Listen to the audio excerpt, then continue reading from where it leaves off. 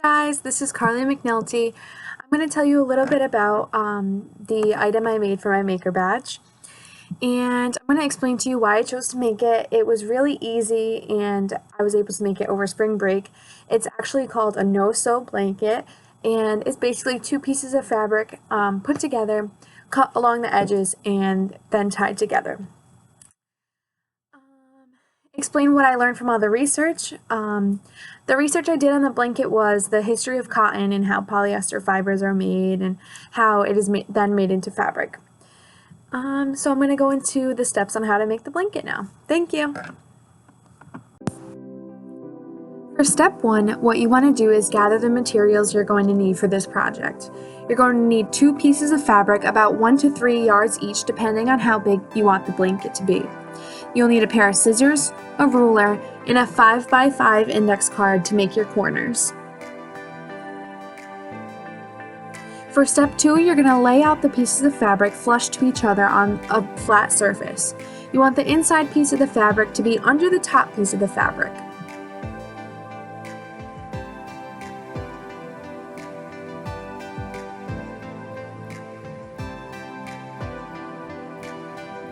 For step 3, you're going to place the 5x5 index card in each corner of the fabric. This will initiate your corners to be made.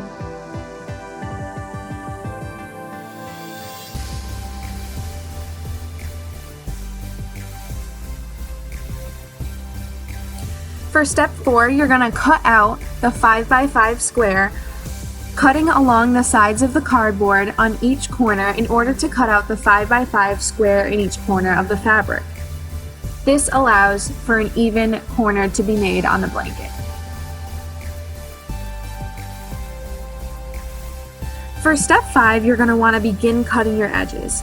Begin the first piece as a 5x5 piece in length and about a 1.5 inch width on all edges of the blanket.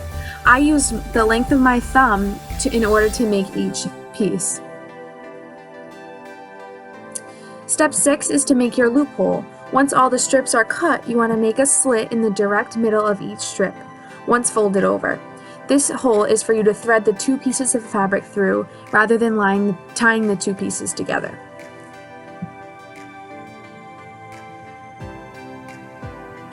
For step 7, you're going to pull the fabric through each hole, taking both pieces and pulling it through the hole that you just made.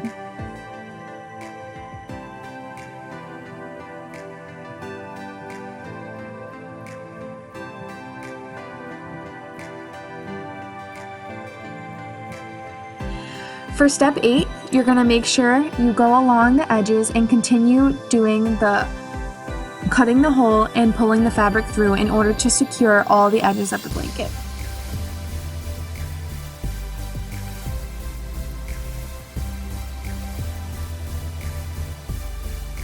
For step 9, you're going to go along all the edges and make sure all of the holes and ties are completely secure, and you're going to complete all the edges of the blanket.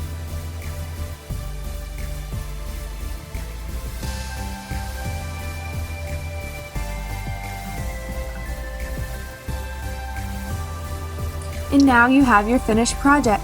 Enjoy!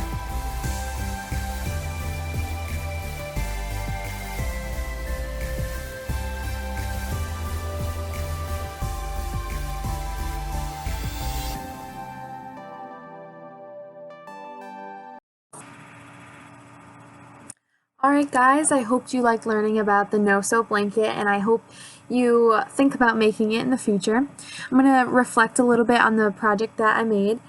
So what did I learn about myself in this experience? Was it exciting and was it challenging? So I thought this project was very exciting. I was able to make a blanket for myself to keep in my room at home, and I thought this was a great opportunity to show people what great gifts you can make from the no-sew blanket. The next question is what do you think of the final product, and what would you do differently if you were to repeat the experience? So I thought the final product was awesome. I loved the fabric I chose. It was easy to make. I definitely recommend this badge to people that want to do an easy badge. And there wasn't really anything that I would do different. It was really easy to follow, and I really enjoyed it. The third question is, based on what you've read, do you consider yourself a maker? Why or why not? What does this mean for you? So I do consider myself a maker. I love to make things. I love to craft things. I love to cook things, bake things. So I really love getting that final outcome of something after you make it. It's really rewarding, and I really plan on making this blanket again, and I could use it for Christmas gifts, birthday gifts, anything you want. It's very useful. You can bring it anywhere with you, and I really hope you guys enjoyed this video. Thank you so much.